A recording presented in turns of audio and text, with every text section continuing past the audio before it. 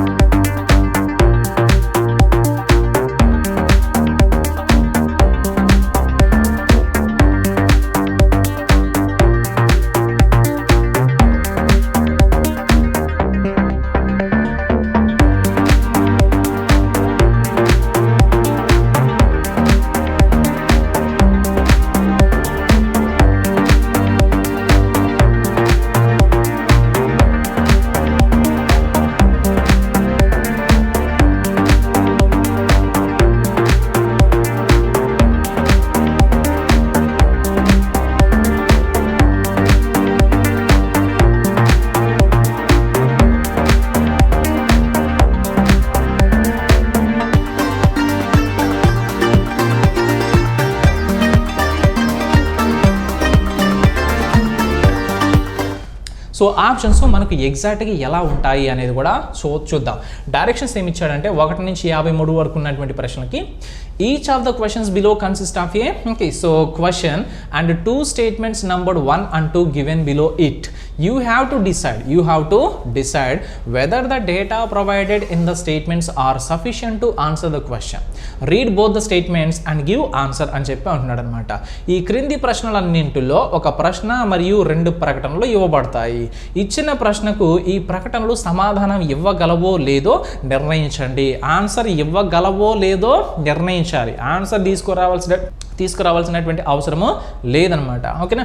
So first option ఏంటి అంటే if the data in statement number 1 alone are sufficient to answer the question while the data in statement number 2 alone are not sufficient to answer the question, so then option A అనేది మనం తీసుకోవాలి. అంటే ఏ అనేటువంటి option ఎప్పుడు తీసుకోవాలంట ఇక్కడ చెప్తున్నారు వాళ్ళ condition. ఆ కండిషన్ ఏంటి అంటే కేవలము ప్రకటన 1 మాత్రమే ప్రశ్నకు సమాధానం ఇస్తూ కేవలం ప్రకటన 2 మాత్రమే ప్రశ్నకు సమాధానం ఇవ్వలేకపోతే జవాబు ఏగా గుర్తించాలి. ఓకేనా. అంటే దాని అర్థం ఏంటి, విడివిడిగా చూడాలన్నమాట. మొదటి ప్రకటనలో ఉన్నటువంటి దత్తాంశంతో ఇన్ఫర్మేషన్తో మనకు ఆన్సర్ వస్తుందా లేదా చూడాలి ఫస్ట్. తర్వాత రెండో ప్రకటనలో ఉన్నటువంటి ఇన్ఫర్మేషన్తో మనకు ఆన్సర్ వస్తుందా లేదనేది కూడా మనం చూడాలి. అంటే సపరేట్గా చూడాలి. 2 ప్రకటనలో ఉన్నటువంటి ఇన్ఫర్మేషన్ని సో సపరేట్గా విడివిడిగా తీసుకొని దీంతో ఆన్సర్ వస్తుందా దీంతో ఆన్సర్ వస్తుందా. ఓకే. సో ఒకవేళ మొదటి దాంతో ఆన్సర్ వచ్చింది అనుకోండి ఏం చెప్తాము, ఫస్ట్ ఆప్షన్ తీసుకుంటాం. సో రెండో దాంతో ఆన్సర్ వచ్చిందంటే ఏం చేస్తాము, రెండో ఆప్షన్ తీసుకుంటాం. రెండుతో ఆన్సర్ వచ్చింది అనుకోండి ఏం తీసుకోవాలి, 3వ ఆప్షన్ తీసుకోవాలి, సి అనేటువంటి ఆప్షన్. దీంతో ఆన్సర్ వస్తుంది, దీంతో ఆన్సర్ వచ్చిందంటే 3వ ఆప్షన్ తీసుకుంటాం. ఒకవేళ ఈ రెండిటితో మనకు విడివిడిగా ఆన్సర్ రావట్లే, అలాంటప్పుడు ఏం చేయాలి, రెండింటిని కలపాలన్నమాట. సో కలిపినప్పుడు కూడా ఆన్సర్ రావట్లే, అప్పుడు ఏం తీసుకోవాలి, 4వ ఆప్షన్ తీసుకోవాలి. ఓకే. సో కలిపినప్పుడు ఆన్సర్ వచ్చింది, అప్పుడు ఏం తీసుకుంటాం, 5వ ఆప్షన్ తీసుకుంటాం అనమాట.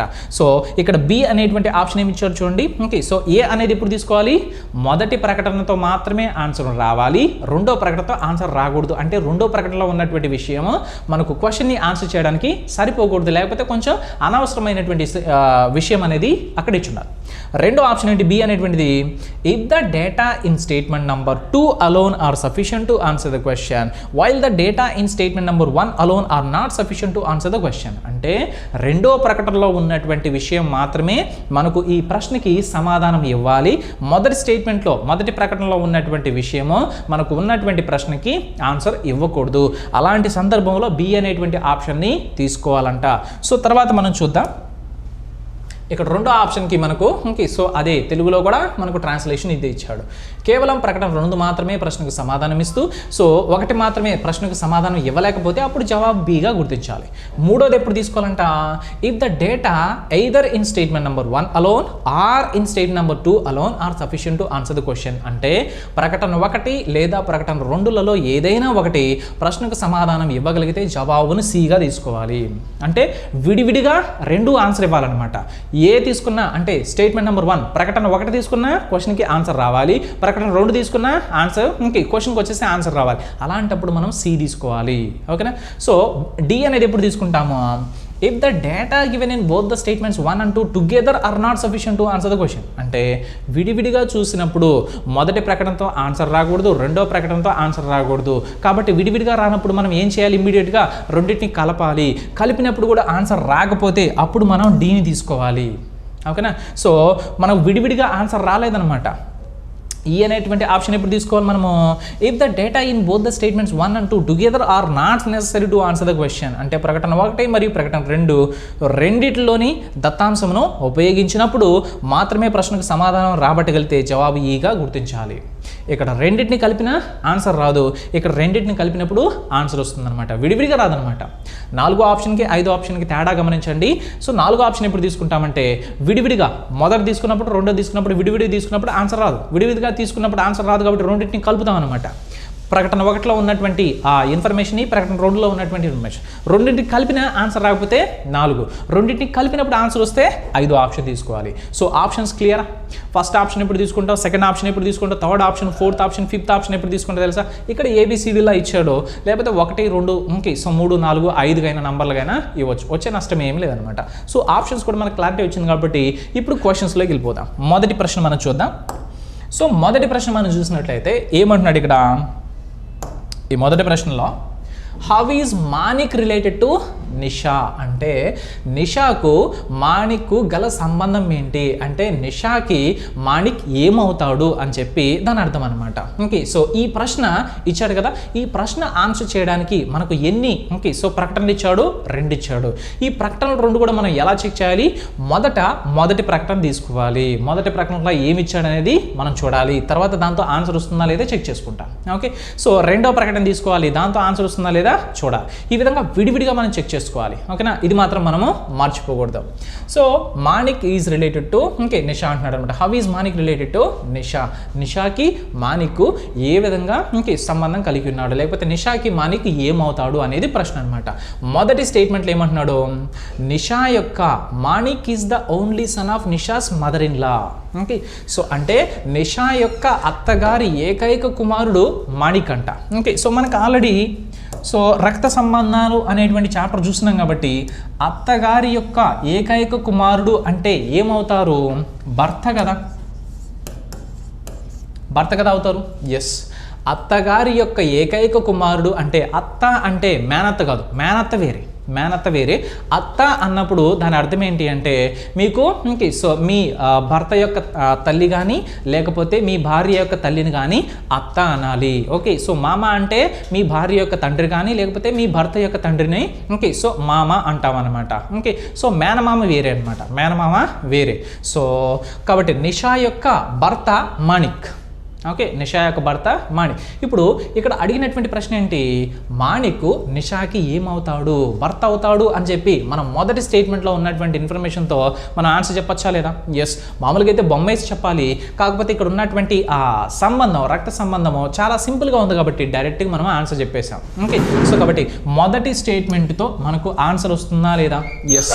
ఓకే. ఇప్పుడు ఏం చేయాలి, మొదటి స్టేట్మెంట్తో ఆన్సర్ వస్తుంది కాబట్టి నేను ఇప్పుడు రెండో స్టేట్మెంట్ తీసుకొని మరలా సపరేట్ చెక్ చేయాలి.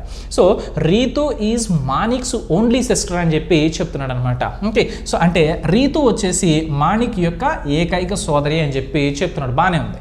ఇక్కడ రెండో స్టేట్మెంట్లో ఉన్నటువంటి విషయాన్ని తీసుకొని ఇప్పుడు మొదటి స్టేట్మెంట్లో ఉన్నటువంటి విషయాన్ని మనము గుర్తుపెట్టుకోకూడదు, పక్కన పెట్టేశాలి.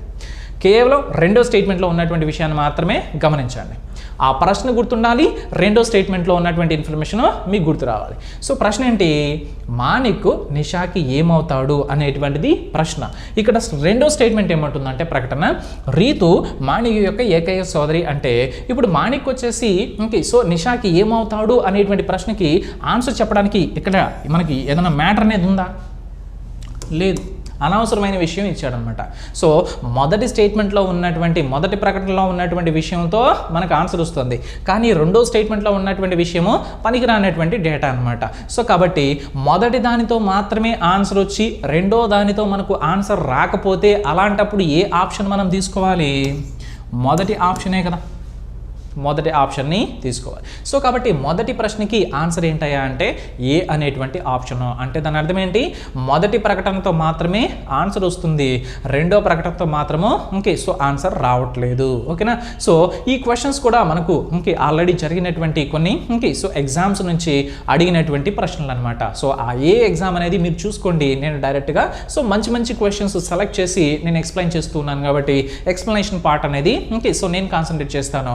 ఎక్స్ప్లెనేషన్తో పాటు ఈ క్వశ్చన్ ఏ ఎగ్జామ్లో ఇచ్చారనేది కూడా మీరు గమనించండి. ఎందుకంటే ఆల్రెడీ ఒక ఎగ్జామ్లో అడిగాడంటే ఆ క్వశ్చన్ మంచి క్వశ్చన్ అయి ఉంటుందా లేదా?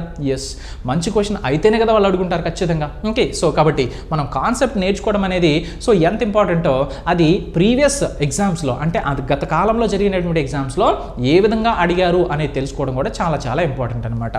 సో నెక్స్ట్ ప్రశ్న మనం చూద్దాం. మొదటి ప్రశ్న పూర్తయింది. రెండో ప్రశ్న మనం చూసినట్లయితే ఇక్కడ what day is the 14th of a given month అని చెప్పి అంటున్నాడు అనమాట. అంటే సో ఇవ్వబడినటువంటి నెలలో 14వ తేదీన ఏ వారం వచ్చును అని చెప్పి అంటున్నాడు. అంటే ఒక నెలలో 14వ తేదీ ఏ రోజు అవుతుంది అని చెప్పి అంటున్నాడు అనమాట. ఓకే, సో వాళ్ళ ప్రశ్న ఎలా అయినా ఇవ్వచ్చు, మనకు అనవసరం. ఓకే, సో ఎంత తిక్క ప్రశ్న అయినా ఇవ్వచ్చు, మనకు అనవసరం. మనకి ఏంటి అంటే వాళ్ళు అడిగినటువంటి మంచి ప్రశ్న కావచ్చు, తిక్క ప్రశ్న అయినా కావచ్చు అనమాట. ఆ తిక్క ప్రశ్నకి మంచి ప్రశ్నకి ఇక్కడ ఉన్నటువంటి స్టేట్మెంట్స్ ప్రకటనలో ఆన్సర్ వస్తాయా, ఆన్సర్ ఇస్తాయా లేదనేది మనకు కావాలి. మనం సొంతంగా చెప్పకూడదు. ఇక్కడ ఉన్నటువంటి ఈ రెండు ప్రకటనల ఆధారం చేసుకుని మాత్రమే మనం చెప్పాలి. ఓకే, సో చూద్దాం. ఈ మొదటి స్టేట్మెంట్ చూద్దాం. ప్రశ్న ఏంటి? ఇవ్వబడినటువంటి నెలలో 14వ తేదీ ఏ వారం వస్తుంది? సో మీకు క్యాలెండర్లో ఒక విషయం చెప్పాలన్నమాట. ఒక నెల కనుక తీసుకుంటే ఒక నెలలో ఏదైనా ఒక తారీఖు తెలిసిందంటే ఆ నెలలో ఉన్నటువంటి ఇంక ఏ రోజునైనా కనిపెట్టచ్చు. అంటే ఒకవేళ మీకు కనుక 5వ తారీఖు వచ్చేసి ఆదివారం అని అర్థమైంది. ఒక నెల తీసుకుందాం, సపోజ్ ఒక నెల తీసుకున్నామంటే ఒక నెలలో 5వ తారీఖు ఆదివారం అయిందంటే ఒక తేదీ ఆ రోజు ఏమవుతుందో వారంలో అని తెలిస్తే ఆ నెలలో ఉన్నటువంటి ఏ రోజైనా ఏ తారీఖు వస్తుందో కనిపెట్టచ్చు. ఈ పాయింట్ గుర్తుపెట్టుకోండి. ఓకేనా? సో ఒక క్యాలెండర్ కనుక తీసుకున్నామంటే ఒక నెలకు సంబంధించినటువంటి ఒక రోజు ఏ రోజు అవుతుందో వారంలో అని చెప్పి తెలిస్తే ఓకే సో ఆ నెలలో ఉన్నటువంటి ఇంకేదైనా కనపడచ్చు. ఆ నెలలోదే కాదు, తర్వాత నెలలోదైనా కావచ్చు, ముందు నెలలోదైనా కావచ్చు, ఆ సంవత్సరంలోదే కావచ్చు, ఏదైనా కనిపెట్టచ్చు అనమాట. ఓకే, సో ఈ పాయింట్ గుర్తుపెట్టుకోండి. ఇప్పుడు మనకు స్టేట్మెంట్ నెంబర్ 1 ఏమి ఇచ్చాడంటే the last day of the month is a Wednesday అని చెప్పి అన్నాడు అనమాట. అంటే ఆ నెలలో చివరి రోజు బుధవారం అంట. ఓకే, సో ఆ నెలలో చివరి రోజు వచ్చేసి బుధవారం అంట. ఇప్పుడు ఆ నెల అంటే నెలలు వచ్చేసి మనకు ఇంకే 31 రోజులు ఉన్నటువంటి నెలలు ఉన్నాయి, 30 రోజులు ఉన్నటువంటి నెలలు ఉన్నాయి, 29 కానీ 28 కానీ ఉన్నటువంటి ఫిబ్రవరి నెల కూడా ఉంది. ఇప్పుడు ఈ వ్యక్తి చెప్తున్నటువంటి నెల ఏ నెల? నేను 14వ తేదీ ఏంటో కనిపెట్టాలి. 14వ తేదీ ఏంటో కనిపెట్టాలంటే ఏదో ఒక తారీఖు నాకు తెలియాలా? 1వ తారీఖు అన్నా తెలియాలి, లేకపోతే 19వ తారీఖు అన్నా తెలియాలి, లేకపోతే సో చివరి తేదీ అంటే 30, 31 అనేదైనా తెలియాలా? సో అలా తెలియకుంటే ఇక్కడ మొదటి స్టేట్మెంట్లో ఏమంటున్నాడంటే ఆ నెలలో చివరి రోజు బుధవారము. ఆ నెలలో మొత్తం ఎన్ని రోజులు ఉన్నాయి? చివరి రోజు అంటే 30 తీసుకోవాలా, 31 తీసుకోవాలా? సో కన్ఫ్యూజన్ ఉందా ఇక్కడ మనకి? సో 30వ తేదీ ఉందా లేకపోతే 31వ తేదీ ఉందా అనే క్లారిటీ కనుక ఇచ్చుంటే 31వ తేదీ బుధవారం అయితే 14వ తేదీ ఏమవుతుందో కనిపెట్టచ్చా లేదా? ఎస్, కనిపెట్టచ్చు. ఒకవేళ ఇది 30వ తేదీ అనుకుందాం, ఈ నెలలో చివర ఇంకే రోజు 30వ తేదీ అయితే 14వ తేదీ కనిపెట్టచ్చా లేదా? ఎస్, ఇక్కడ 2 ఆన్సర్లు వచ్చేటువంటి ఛాన్స్ ఉంది. ఓకేనా? సో కాబట్టి ఇక్కడ కన్ఫ్యూజన్ ఉందా, క్లారిటీ ఉందా? కన్ఫ్యూజన్. ఓకేనా. సో ఆ నెలలో చివరి రోజు బుధవారం అని చెప్పి కొంచెం తెలుస్తుంది, కానీ ఆ చివరి రోజు ఏ రోజు 31వ తారీఖా 30వ తారీఖా అది మిస్ అవుతుంది. కాబట్టి మొదటి ప్రకటనలతో మనం ఈ ప్రశ్నకి ఆన్సర్ చేయడం అనేది వీలు పడదు. రెండోది చూద్దాం. ఇప్పుడు మొదటిది మర్చిపోండి, మొదటి ప్రకటన గురించి మర్చిపోండి. ఇప్పుడు రెండో ప్రకటనకు వచ్చేద్దాం. సో రెండో ప్రకటన ఏమంటున్నాడు, the third Saturday of the month was 17th, అంటే ఆ నెలలో 3వ శనివారము 17వ తేదీ వచ్చినది. ఓకే, సో అది ఎన్నోవ శనివారము అనేది మనకు అనవసరం. 17వ తేదీ శనివారం అనేది మనకు మెయిన్ ఇంపార్టెంట్. ఓకేనా. సో 17వ తేదీ కనుక శనివారం అయితే 17వ తేదీ కనుక శనివారం కనుక అయితే 14వ తేదీ ఏ రోజు వస్తుందో మనం కనిపెట్టచ్చా లేదా అదే నెలలో? ఎస్. 16వ తేదీ ఏమవుతుంది? శుక్రవారం అవుతుంది. ఓకే, సో తర్వాత 15వ తేదీ ఏమవుతుంది? ఓకే, సో గురువారం అవుతుంది. సో తర్వాత 14వ తేదీ బుధవారం అవుతుంది. ఈ ఆన్సర్ అయితే మనం చేయాల్సిన అవసరం లేదు. మనకు ఒక నెలలో 17వ తేదీ ఏంటో తెలిసింది అంటే ఆ నెలలో 14వ తేదీ కావచ్చు, 31వ తేదీ కావచ్చు, 20వ తేదీ కావచ్చు, 1వ తేదీ కావచ్చు, ఏదైనా కనిపెట్టచ్చు.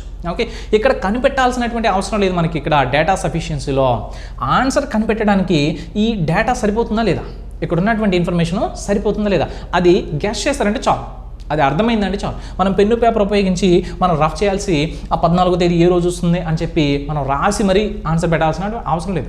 17వ తేదీ శనివారం అయితే 14వ తేదీ ఆన్సర్ కనిపెట్టగలమా లేదా? 16వ తేదీ ఏంటో తెలిసిపోతుంది, 15వ తేదీ ఏంటో తెలిసిపోతుంది, 14వ తేదీ ఏంటో కూడా తెలిసిపోతుంది. కాబట్టి మనకు ఆన్సర్ వస్తుందా లేదు ఈ క్వశ్చన్కి? వస్తుంది. ఎప్పుడు? రెండో స్టేట్మెంట్లో ఉన్నటువంటి సో డేటాతో ఓకే మనం ఆన్సర్ అనేది పెట్టగలం. సో కాబట్టి ఏమవుతుంది ఆన్సరు? మొదటి స్టేట్మెంట్లో ఉన్నటువంటి ఇన్ఫర్మేషన్ పనికిరాని ఇన్ఫర్మేషన్, మనకు అనవసరం. అది రెండో స్టేట్మెంట్లో ఉన్నటువంటి ఇన్ఫర్మేషన్తో మనకు ఈ ప్రశ్నకి ఆన్సర్ వస్తుంది. సో కాబట్టి మన ఆన్సర్ ఏమవ్వాలి? ఏనా బీనా? సో బి అన్నమాట. బి అంటే రెండో స్టేట్మెంట్తో మాత్రమే, రెండో ప్రకటన 2లో ఉన్నటువంటి దత్తాంశంతో మాత్రమే ఆన్సర్ వస్తూ 1లో ఉన్నటువంటి దత్తాంశంతో ఆన్సర్ రాకపోతే అప్పుడు బి అనేటువంటి ఆప్షన్ మనం తీసుకోవాలి అని చెప్పి ఆల్రెడీ స్టార్టింగ్లో మనం చదువుకున్నాం. సో ఈ స్టాండర్డ్ ఆప్షన్స్ ఇవి ఇలా ఓకే సో కంటిన్యూ అవుతాయి అనమాట. ఒకవేళ మనకి ఇక్కడ ఉన్నటువంటి ప్రకటనలు 2 కన్నా ఎక్కువ ఇస్తే అప్పుడు ఆప్షన్స్ మారుతాయి. 2 ప్రకటనలు ఓకే ఉన్నంత వరకు ఆప్షన్స్ స్టాండర్డ్ ఆప్షన్సే సరిపోతాయి అనమాట. సో నెక్స్ట్ క్వశ్చన్ మనం చూద్దాం. తర్వాతి ప్రశ్న. సో తర్వాత ప్రశ్న మనం చూసినట్లయితే what is Suman's rank from the top in the class of 40 students, అంటే 40 మంది విద్యార్థులు గల తరగతిలో పై నుండి సుమన్ యొక్క ర్యాంక్ ఎంత అని చెప్పి అంటున్నాడు. ఓకే, ఇప్పటి వరకు మనం ఏం చూసాము? ఓకే, సో బ్లడ్ రిలేషన్కి సంబంధించి రక్త సంబంధాలకు సంబంధించినటువంటి మొదటి క్వశ్చన్ చూసాము. రెండో క్వశ్చన్ వచ్చేసి మనకు దేనికి సంబంధించి ఇచ్చాడు? క్యాలెండర్కి సంబంధించి జనరల్ క్వశ్చన్ అనమాట అది. ఓకే, సో తర్వాత మూడో క్వశ్చన్ దేని గురించి ఇచ్చాడు? ర్యాంకింగ్ టెస్ట్ గురించి. ఓకేనా, మనకి ఎక్కువగా అడిగేటువంటి చాప్టర్స్ ఏంటయ్యా అంటే కోడింగ్ డికోడింగ్ అడుగుతాడు, తర్వాత ఓకే సో దిశాత్మక పరీక్ష అడుగుతాడు, తర్వాత వచ్చేసి మనకు రక్త సంబంధాలు అడుగుతూ ఉంటాడు. సో తర్వాత వచ్చేసి మనకు సో ర్యాంకింగ్ టెస్ట్ అడుగుతాడు, సిట్టింగ్ అరేంజ్మెంట్ అడుగుతాడు, పజిల్స్ అడుగుతాడు అనమాట. సో ఈ చాప్టర్స్ పైన క్వశ్చన్సే డేటా సఫిషియన్సీ అనేటువంటి చాప్టర్లో ఇలా క్వశ్చన్స్ ఫ్రేమ్ చేసి అడుగుతూ ఉంటాడు. ఇది సపరేట్ చాప్టర్ కాదు, అన్ని చాప్టర్స్ కలిస్తేనే డేటా సఫిషియన్సీ. ఓకే, సో చూద్దాం. 40 మంది విద్యార్థులు గల తరగతిలో పై నుండి సుమన్ యొక్క ర్యాంకు ఎంత అని చెప్పి అన్నాడు. ఆల్రెడీ మనం ర్యాంకింగ్ టెస్ట్ కూడా డిస్కస్ చేసుకున్నాం లేదా? ఎస్. సో డేటా సఫిషియన్సీ అనేటువంటి చాప్టర్ మనము ఓకే సో చెక్ చేయడానికి ముందు ఈ చాప్టర్స్ అన్నీ కూడా నేర్చుకోవాలి. మనకు ఆల్రెడీ ఉన్నటువంటి మిగతా చాప్టర్స్ ఉన్నాయి కదా, సో ఎస్పెషల్లీ మనకు వర్బల్ రీజనింగ్ అనమాట. ఓకే, సో వర్బల్ రీజనింగ్లో కొన్ని టాపిక్స్ ఉంటాయి, అవన్నీ కూడా మనం నేర్చుకోవాలి. ఓకేనా, లాజికల్ రీజనింగ్లో ఉన్నవి ఇక్కడ అడగడు, తర్వాత నాన్ వెర్బల్లో ఉన్నవి అడగడు అనమాట. సో కేవలం వర్బల్ రీజనింగ్లో ఉన్నటువంటి పార్ట్స్ మాత్రమే ఇక్కడ అడుగుతాడు అనమాట. సో మొదటిది ఏమిస్తున్నాడు అంటే Reena is 4 ranks below Suman and is 31st from the bottom అని చెప్పి అంటున్నాడు. అడిగిన ప్రశ్న ఏంటి? 40 మంది ఉన్నారంట మొత్తము స్టూడెంట్స్ వచ్చేసి మొత్తం 40 మంది ఉన్నారంట. ఓకే, అయితే ఆ తరగతిలో పైనుంచి సుమన్ యొక్క ర్యాంక్ కావాలి, పైనుంచి కావాలి, సుమన్ యొక్క ర్యాంకు పైనుంచి కావాలి. ఓకే, మొదటి స్టేట్మెంట్ ఏమంటున్నాడో చూద్దాం. అంటే ఒక్కొక్క స్టేట్మెంట్ని ఒక్కొక్క ఇన్ఫర్మేషన్ తీసుకొని మనం బొమ్మ వేసుకుంటాం. సో బొమ్మ వేసుకున్నా లేకపోతే ఆన్సర్ వస్తుందా లేదా చెక్ చేసినా సరిపోతుంది. సో రీనా సుమన్ కంటే 4 ర్యాంకులు దిగువన ఉన్నది. సో దిగువన ఓకే సో ఎగువన అంటున్నాడు కాబట్టి కిందకి పైకి కదా, కిందకి పైకి అంటే ఇది సో ఎగువ. సో సో పైన ఉన్నటువంటి దాన్ని అబోవ్. ఓకే, సో అబోవ్ అంటాము, లేకపోతే టాప్ అని చెప్పి అంటాము ఇంగ్లీష్లో. తెలుగులో అయితే ఇది ఎగువ భాగము, ఇది దిగువ భాగం అనమాట. సో ఇది దిగువ భాగం. ఓకేనా. సో రీనా వచ్చేసి సుమన్ కంటే 4 ర్యాంకులు దిగువ ఉందంట. రీనా వచ్చేసి సుమన్ కంటే రీనా వచ్చేసి సుమన్ కంటే 4 ర్యాంకులు దిగువన ఉందంట. రీనా వచ్చేసి సుమన్ కన్నా 4 ర్యాంకులు దిగువన ఉంది. ఇప్పుడు రీనా వచ్చేసి సుమన్ కన్నా 4 ర్యాంకులు దిగువన ఉందంటే దాని అర్థం ఏంటి? సుమన్కి కింద 4వ ర్యాంకు పైన రీనా ఉందన్నమాట. ఇప్పుడు రీనా వచ్చేసి సుమన్కి కింద 4వ ర్యాంకు పైన కనుక రీనా కనుక ఉంటే సుమన్కి రీనాకి మధ్యలో ఎంతమంది వస్తారు? 3. ఎందుకంటే కింద 4వ ర్యాంకు పైన రీనా ఉంది కదా సుమన్కి, కాబట్టి సుమన్కి రీనాకి మధ్యలో 3 వస్తారనమాట. ఓకే, సో తర్వాత వచ్చేసి ఏమంటుంది? రీనా సుమన్ కంటే 4 ర్యాంకులు దిగువన ఉన్నది మరియు క్రింద నుండి ఆమె యొక్క ర్యాంకు 31. రీనా యొక్క ర్యాంక్ ఎంత అంట? కింద నుంచి 31 అంట, దిగువ నుంచి. ఓకే, సో 31 అయితే ఇప్పుడు ఈ ఇన్ఫర్మేషన్ ఆధారం చేసుకొని మనకు ప్రశ్నలో అడిగినటువంటి ఆ ప్రశ్నకి ఆ క్వశ్చన్కి మన ఆన్సర్ వస్తుందా లేదా మనం చూడాలన్నమాట. సో రీనా వచ్చేసి కింద నుంచి 31 అయితే ఓకే, సో సుమన్ వచ్చేసి కింద నుంచి ఎంత అవుతాడు? సో కనుక్కోవచ్చు అనమాట. ఓకే, సో ఎందుకంటే రీనా 31 కాబట్టి ఒక 3 కనుక కలిపామంటే 34 ప్లస్ సుమన్ వచ్చేసి 35వ వ్యక్తి అవుతాడు కింద నుంచి. ఓకేనా. సో సుమన్ యొక్క ర్యాంకు మనకు కింద నుంచి ఏంటో తెలిసిపోతే పైనుంచి కనిపెట్టలేమా? ఓకే, సో మొత్తం తెలిసినప్పుడు ఎస్ ఈజీ కనిపెట్టచ్చు. అంటే మొదటి స్టేట్మెంట్లో ఉన్నటువంటి ఇన్ఫర్మేషన్తో మనకు ఆన్సర్ అనేది వస్తుందా రాదా? ఎస్, ఖచ్చితంగా వస్తుంది. ఎలా కనిపెట్టచ్చు అనేది నేను చెప్తున్నాను అనమాట. సో మనకేం తెలుసు? సుమన్ యొక్క ర్యాంకు 35 కదా. కింద నుంచి మనకు టాప్ నుంచి కావాలి అంటే, పై నుంచి కావాలి అంటే ఏం చేస్తాము? So top rank equal to top value ఏమవుతుంది? So top value equal to total number minus bottom value. Total number minus bottom value అనమాట. ఓకేనా. సో ఇప్పుడు టోటల్ వచ్చేసి ఏమవుతుందో చూడండి. టోటల్ వచ్చేసి 40 కదా. 40లో నుంచి బాటమ్ వాల్యూ ఎంత? 35. 35 అంటే ఎంత తీసేయాలి? 34 మాత్రమే తీసేయాలి. ఆన్సర్ వస్తుందా లేదా అనేది తెలుసుకుంటే సరిపోతుంది. మీకు కొంతమందికి డౌట్ ఉండొచ్చు, సార్ ఆన్సర్ ఎలా వస్తుంది అని చెప్పి డౌట్ ఉంటుంది అనమాట. దానికోసం నేను ఇది రాస్తున్నాను అనమాట. సో 40 నుంచి 34 తీస్తే ఆన్సర్ వస్తుందా లేదా? ఎస్ అంటే ఆన్సర్ చేయగలమా లేదా మొదటి స్టేట్మెంట్తో వస్తుందన్నమాట. సో ఇది మొత్తం మనం చేయాల్సిన అవసరం లేదు. డేటా సఫిషియన్సీలో ర్యాంకింగ్ టెస్ట్లో చేయాలి, ఎందుకంటే ఆప్షన్ పిక్ చేసుకోవాలి కదా. ఓకే, సో ఎంతమంది సుమన్ యొక్క వ్యక్తి పైనుంచి ఏమవుతుంది అనేది మనం తెలుసుకోవాలి కదా. ఓకే, దానికోసం అనమాట. సో కానీ ఇక్కడ అవసరం లేదు. స్టేట్మెంట్ నెంబర్ 1లో ఉన్నటువంటి ఇన్ఫర్మేషన్తో మనం ఆన్సర్ చేయగలమా లేదా, ఆన్సర్ వస్తుందా లేదా అది మాత్రం తెలుసుకుంటే చాలు. ఓకే, సో కాబట్టి మొదటి స్టేట్మెంట్తో మనకు ఆన్సర్ అనేది వస్తుంది. సో ఇప్పుడు రెండో స్టేట్మెంట్ అనమాట. మొదటి స్టేట్మెంట్ అయింది, ఇప్పుడు రెండో స్టేట్మెంట్ చూస్తే Anuj, okay, so Anuj is 2 ranks above Suman and is 37th from the bottom అని చెప్పి అంటున్నాడు అనమాట. ఓకే, సో అనూజ్ వచ్చేసి సుమన్ కంటే 2 ర్యాంకులు ఎగువన ఉన్నాడు మరియు క్రింద నుండి అతని యొక్క ర్యాంకు 37 అని చెప్పి అంటున్నాడు అనమాట. సో దీన్ని కూడా మనము బొమ్మ అనేది డ్రా చేద్దాం. సో బొమ్మ డ్రా చేస్తామంటే మనకి ఈజీగా ఉంటుంది. సో రిప్రజెంటేషన్ మీకు అర్థమైందంటే దాని నుంచి మనం ఆన్సర్ తీసుకురాగలమా లేదనేది మీరే చెప్పగలరు. ఓకేనా. సో అనూజ్ వచ్చేసి సుమన్ కంటే 2 ర్యాంకులు ఎగువన ఉన్నాడంట. అంటే సుమన్ తీసుకోవాలి. ఫస్ట్ నేను సుమన్ తీసుకున్నాను. సుమన్కి 2 ర్యాంకులు ఎగువన అంటే పైన కదా. ఓకే, సుమన్కి 2 ర్యాంకులు ఎగువన ఎవరున్నారు? అనూజ్ ఉన్నాడు. 2 ర్యాంకులు ఎగువ ఉన్నాడంటే సుమన్కి పైన 2వ ర్యాంక్ పైన అనూజ్ ఉన్నాడంటే సుమన్కి అనూజ్కి మధ్యలో ఒక పర్సనే కదా ఉండాలి. సుమన్ తర్వాత ఒక పర్సన్ ఉన్నాడు, ఒక పర్సన్ తర్వాత 2వ పర్సన్ అనూజ్ అంట. సో సరిపోతుందా లేదా? ఎస్. ఆ తర్వాత ఏమంటున్నాడు? మరియు క్రింద నుండి అతని ర్యాంకు 37. ఎవరి యొక్క ర్యాంకు? ఈ మొదటి వ్యక్తి అన్నమాట. అనూజ్ వచ్చేసి సుమన్ కంటే 2 ర్యాంకులు ఎగువనున్నాడు మరియు అదే అనూజ్ వచ్చేసి క్రింద నుంచి ఓకే, సో అనూజ్ యొక్క ర్యాంకు 37 అంట. కింద నుంచి అనూజ్ యొక్క ర్యాంకు 37. సో అనూజ్ యొక్క ర్యాంకు 37 అయితే మనం కిందకు వచ్చామనుకోండి, 37 నుంచి కిందకు వచ్చామనుకోండి, ఒక 2 స్థానాల కిందకు వచ్చామంటే సుమన్ యొక్క ర్యాంక్ వచ్చేస్తుందా? ఎంత అవుతుంది? ఒక ర్యాంక్ తగ్గించామంటే 37 అనమాట, 36. ఓకే, సో 36కి ఇంకోటి తగ్గించామంటే ఓకే, సో 35 అనమాట. అంటే సుమను కింద నుంచి ఎన్నో వ్యక్తి? 35వ వ్యక్తి. సో కింద నుంచి సుమన్ 35వ వ్యక్తి అయినప్పుడు మనము పైనుంచి సుమన్ యొక్క ర్యాంక్ కనిపెట్టచ్చా లేదా? మొత్తం తెలిసినప్పుడు మొత్తం ఎంతమంది ఉన్నారు? 40. సో 40లో నుంచి 34 కనుక తీసేస్తే సుమన్ యొక్క ర్యాంకు పైనుంచి వచ్చేస్తుందా లేదా? ఎస్. ఓకే, సో కాబట్టి రెండో దాంతో కూడా మనకు ఆన్సర్ వస్తుందా లేదా? ఎస్ వస్తుంది. కాబట్టి రెండిటితో ఆన్సర్ వస్తుంది విడివిడిగా. అంటే నేను ఇప్పుడు ఏం చెప్పాలి? ఒకటో స్టేట్మెంట్తో అయినా నేను ఆన్సర్ చెప్పగలను, లేదా రెండో స్టేట్మెంట్తో అయినా నేను ఆన్సర్ చెప్పగలను అనమాట. సో కాబట్టి ఈ చాప్టర్లో రెండిటితో ఆన్సర్ వస్తే మనం ఏం తీసుకోవాలి? ఏ ఆప్షన్ తీసుకోవాలి? లేదా అనేటువంటి సి అనేటువంటి ఆప్షన్ అనమాట. మొదటి ప్రకటనతో లేదా రెండో ప్రకటనతోనైనా నేను ఆన్సర్ చేయగలను అనేటువంటి ఆప్షను సి అనేటువంటి ఆప్షన్ మనము తీసుకోవాలి. ఓకేనా? సో ఈ ప్రశ్నకి. సో తర్వాత క్వశ్చన్ మనం చూద్దాం. Next question. So next question కనుక చూసినట్లయితే what does TA mean in a code language అని చెప్పి అంటున్నాడు అనమాట. అంటే కోడింగ్ డీకోడింగ్ సంబంధించినటువంటి ఒక ప్రశ్న ఇచ్చాడు అనమాట. ఓకే, సో ఒక నిర్దిష్ట కోడ్ భాషలో టీఏ యొక్క అర్థం ఏమిటి అని చెప్పి అంటున్నాడు. సో ఈ మోడల్ చాలా ఇంపార్టెంట్ కదా ఆ చాప్టర్లో. ఓకే, సో చాలా ఇంపార్టెంట్ అనమాట. ఒక 2 నుంచి 5 మార్కుల వరకు అడిగేటువంటి మోడల్. కాకపోతే మనకి ఎస్ఐకి కానిస్టేబుల్కి ఒక 2 క్వశ్చన్స్ లేకపోతే 3 క్వశ్చన్స్ అట్లా ఇస్తుంటాడు, లేకపోతే ఒక క్వశ్చన్ అట్లా ఇస్తూ ఉంటాడు అనమాట. సో అదే బ్యాంకింగ్ అనుకోండి, మనకు 5 మార్క్స్ ఇస్తాడు ఈ మోడల్ పైన. ఓకే, సో చూద్దాం. మొదటి స్టేట్మెంట్ ఏంటి? అసలు క్వశ్చన్ ఏంటి అంటే టీఏ అనేటువంటి పదం యొక్క అర్థం ఏంటో కనిపెట్టాలి. అంటే టీఏ అనేటిది ఏ పదానికి కోడ్ అనేది కనిపెట్టాలన్నమాట.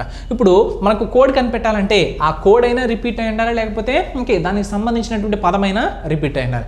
మనకు కోడ్ అడుగుతున్నాడు కాబట్టి, టీఏ అడుగుతున్నాడు కాబట్టి టీఏ రిపీట్ అయిందా లేదా చూడాలి. లేకపోతే టీఏ రిపీట్ కాకపోతే టీఏకి పక్కన ఉన్నటువంటి మిగతావైనా రిపీట్ అయి ఉండాలి. ఓకే, సో అప్పుడు మాత్రమే కదా మనం కోడ్ కనిపెట్టగలము. ఎస్. సో చూడండి, మొదటి దాంట్లో ఇక్కడ టీఓ ఉందన్నమాట. ఓకే, సో టీఓ ఉంది, మనకు టీఏ అయితే లేదనమాట. So PA TO JA. Okay, so అసలు టీఏనే లేదు ఇక్కడ. సో మేబీ ఈ టీఓ అనేది టీఏ అయి ఉండాలి. సో టైప్ చేయడం లేదన్న ప్రాబ్లం ఉండొచ్చు. ఓకే, సో అసలు టీఏనే లేకపోతే దాని గురించి అసలు క్వశ్చన్ అడగడమే మీనింగ్లెస్. రైట్, ఇక్కడ టీఏ ఉందన్నమాట. సో టీఏ ఉందనుకుంటే నాకు టీఏ కనుక రిపీట్ అయితే ఈ రెండో స్టేట్మెంట్లో విడిగా తీసుకున్నాం అనుకోండి ఖచ్చితంగా ఆన్సర్ రాదు. ఎందుకు అంటే ఈ మోడల్లో మనకు ఒక 2-3 లైన్లైనా ఇస్తాడు. కాబట్టి ఒక్క లైన్తో మనం ఆన్సర్ చేసేటువంటి పరిస్థితి అయితే ఉండదు. కాబట్టి ఖచ్చితంగా రెండింటిని అయితే తీసుకోవాలి. విడిగా అయితే మనకు ఆన్సర్ రావు, డైరెక్ట్గా చూడంగానే తెలిసిపోతుంది. కోడింగ్ డీకోడింగ్ చాప్టర్ కనుక మీరు విన్నారంటే ఎందుకు నేను ఇలా చెప్తున్నాను అనేది మీకు అర్థమైపోతుంది. 2 స్టేట్మెంట్స్ కావాలి, కనీసం 2 స్టేట్మెంట్స్ కావాలి. ఒక స్టేట్మెంట్తో మనం చెప్పాలన్నమాట. ఇక్కడ 3 కోడ్లు ఉన్నాయి, ఇక్కడ 3 పదాలు ఉన్నాయంటే first okay, so first code వచ్చేసి ఫస్ట్ పదానికి, సో రెండో కోడ్ వచ్చేసి రెండో పదానికి, మూడో కోడ్ వచ్చేసి మూడో పదానికి అని చెప్పి డైరెక్ట్గా మనం తీసుకోలేం. స్థానాలను బట్టి మనం తీసుకోలేము ఈ మోడల్లో. రిపిటేషన్ బట్టి మాత్రమే మనం తీసుకోగలము. ఇక్కడ టీఏ రిపీట్ అయి ఉండి ఇంకొక దగ్గర టీఏ రిపీట్ అయి ఉంటే ఎడమ వైపు, కుడివైపు వచ్చేసి ఒక పదము అదే వాక్యాల్లో రిపీట్ అయి ఉంటుంది అనమాట. ఆ రిపీట్ అయినటువంటి పదము రిపీట్ అయినటువంటి కోడ్కి ఆన్సర్గా మనం తీసుకోవచ్చు. కానీ టీఏ అనేది ఇక్కడ రిపీట్ కావట్లేదు కాబట్టి నేను ఇప్పుడు ఏం చేయాలి? పిఏ జేఏ రిపీట్ అయినా ఓకే, నో ప్రాబ్లం. కాకపోతే ఈ 2 రిపీట్ అవ్వాలన్నమాట. సో పిఏ రిపీట్ అవుతుందా? రిపీట్ అవుతుంది. కానీ జేఏ రిపీట్ కావట్లేదు అంటే ఆన్సర్ వస్తుందా? ఆన్సర్ రాదు. ఆన్సర్ అనేది రాదనమాట. సో మీకు అర్థమయ్యేటట్టు చెప్పాలంటే దీని యొక్క ప్రొసీజర్ ఏంటనేది ఒక్క ప్రాబ్లం చెప్పానంటే మిగతా క్వశ్చన్స్ అన్నిటి కూడా డైరెక్ట్గా నేను ఓకే సో ఓవరాల్గా చెప్పుకుంటే వెళ్ళిపోవచ్చు అనమాట. సో చూడండి, ఈ కోడ్స్ రాద్దాము. So PA, so TA, J. So మన ఎగ్జామ్లో కూడా ఏం చేయాలి? సో ఇలా సింపుల్గా మనం రాసుకోవాలి, రఫ్ షీట్ పైన రాసుకోవాలన్నమాట. ఇప్పుడు కోడింగ్ డీకోడింగ్ చాప్టర్ సాల్వ్ చేసేటప్పుడు డేటా సఫిషియన్సీకి అయితే అవసరం లేదు. సో మనం కోడింగ్ డీకోడింగ్ చాప్టర్లో ఈ మోడల్ని అసలు ఎలా సాల్వ్ చేస్తామో అనేది ఒక్కసారి గుర్తు చేశానంటే మీకు ఇంకా ఈజీగా ఉంటుంది. సో పదాలు ఏమి ఇచ్చాడు? Over and above. సో ఇవి మనకి ఇచ్చినటువంటి పదాలు దీనికి. సో ఇప్పుడు ఇది మొదటి స్టేట్మెంట్ కదా. మొదటి స్టేట్మెంట్లో ఎడమవైపు మూడు కోడ్లు ఉన్నాయి, కుడివైపు వచ్చేసి 3 పదాలు ఉన్నాయి. కాబట్టి ఏ కోడ్కి ఏ పదం అనేది వర్తిస్తుంది అనేది మనం డైరెక్ట్గా ఒక్క వాక్యంతో ఎప్పుడు కూడా చెప్పలేము ఈ మోడల్లో. ఓకే, గుర్తుపెట్టుకోవాలి. సో కాబట్టి ఖచ్చితంగా రెండో స్టేట్మెంట్ని అయితే మనం తీసుకోవాలి. రెండో స్టేట్మెంట్ ఏంటి? హెచ్ఓ కేఏ పిఏ అంటే ఏమిచ్చాడు? Come over here, come over here. Okay, so come over here అన్నాడు. ఓకే, సో వీటిని సాల్వ్ చేసేటువంటి పద్ధతి ఏంటి? రిపిటేషన్ చూసుకోవాలి. మనకేం కావాలి? టీఏ కదా నాకు కావాల్సింది. సో టీఏకి నెంబర్ 1 ఇచ్చాను అనమాట.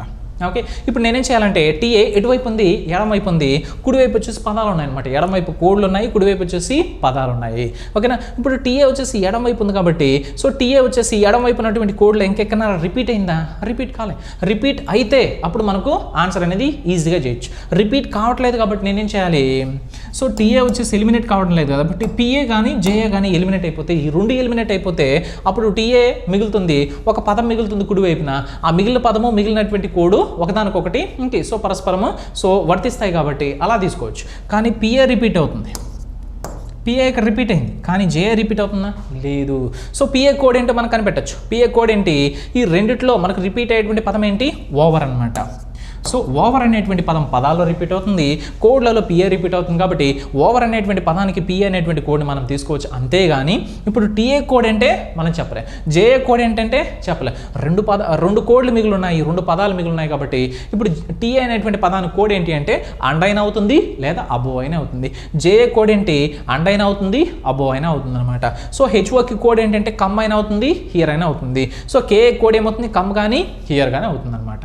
ఓకే, సో కాబట్టి ఇక్కడ మనం విడివిడిగా తీసుకున్న ఆన్సర్ రాదు, రెండింటిని కలిపి తీసుకున్నా మనకు ఆన్సర్ రావటం లేదు కాబట్టి మనం ఏ ఆప్షన్ తీసుకోవాలి?